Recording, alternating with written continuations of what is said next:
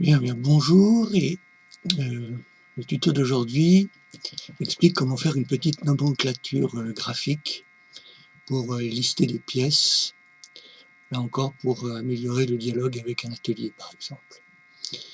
Donc une fois qu'on a chargé son assemblage, on va créer un nouveau document qui est un dessin. On décoche le gabarit par défaut, on donne le nom de ce dessin. Ça va être des mots nom pour nomenclature. OK.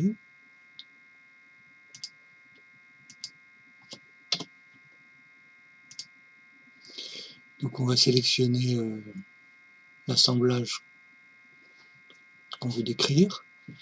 On sélectionne le papier et l'orientation correcte. Et ensuite on va poser une vue générale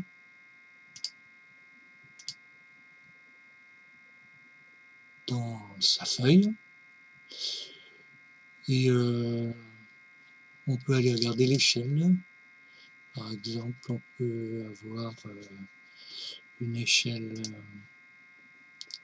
personnalisée pour avoir un bon rendu. Et cette orientation ne me convient pas réellement. Donc, ce que je vais donc faire, c'est que je vais sélectionner ma vue et cliquer à droite longtemps pour faire apparaître propriété. Et là, pour l'orientation de la vue, je vais choisir une orientation en définissant des angles.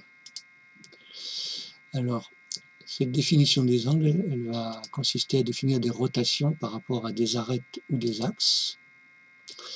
Et je vais aller sélectionner les arêtes ou les axes autour desquels je veux faire ma rotation.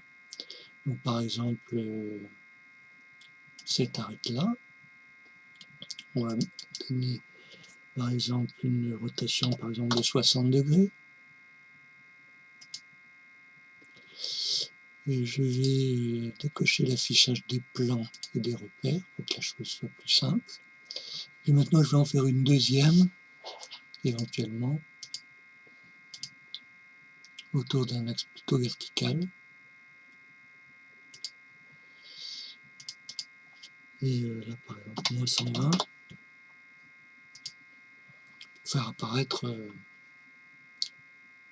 avec une vue plus facile à voir. Donc une fois que la vue est choisie et imposée, ben, on va pouvoir faire apparaître des numéros sur les pièces. Donc dans annotation, dans l'onglet qui est ici, on va faire une sélection de infobulle. Alors on va faire une infobulle avec une ligne de repère. On fait créer note avec une petite flèche. Donc on va cliquer pour une pièce donnée, l'endroit où on veut mettre l'extrémité de cette flèche, par exemple ici, et ensuite on dépose la bulle en cliquant sur la molette et en donnant le texte qu'on va mettre dans la bulle. Donc là c'est la pièce J3. OK, et une deuxième fois pour signifier qu'on a fini d'entrer le texte. Bon, et ben voilà la première. On va faire encore créer note avec une flèche ici, clic milieu, ça c'est J1, clac, clac, et encore créer note avec une flèche,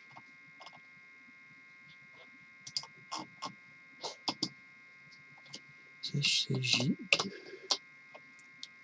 tac, tac, ok. Bon, si on a envie de repositionner une infobulle, c'est assez simple, il suffit de la cliquer, de revenir dessus, croisillon blanc. On peut aussi repositionner l'extrémité de la flèche ici. Et puis une fois que les pièces ont été désignées avec soit des chiffres, soit des codes, on peut insérer une petite table. Donc on va dans table, insérer table. Et là, on a 3 pièces, donc plus une 4 lignes.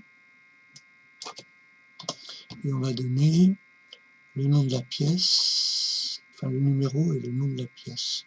Donc a priori, on a besoin de 2 colonnes. Je pose la table. Ben voilà la pièce J1.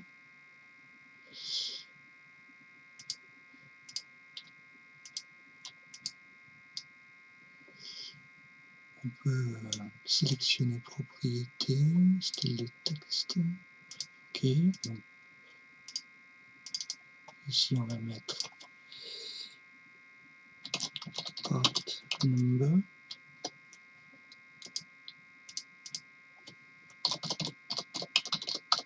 Designation.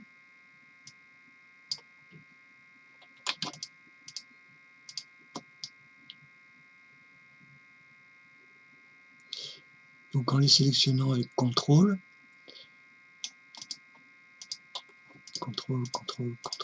ensuite on revient dessus et on clique droit. On peut faire hauteur et largeur et puis augmenter la largeur, par exemple ici. Les colonnes peuvent avoir une largeur de 20.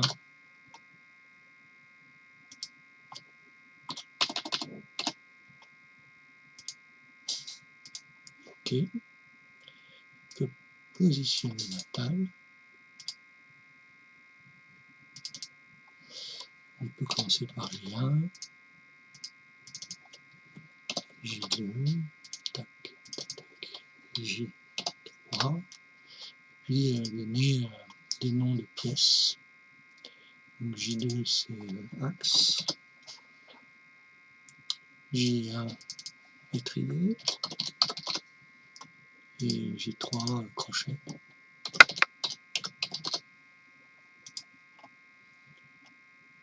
Voilà, donc comme ça on connaît un petit peu une description de chaque pièce et c'est écrit la constitution de l'assemblage. Voilà.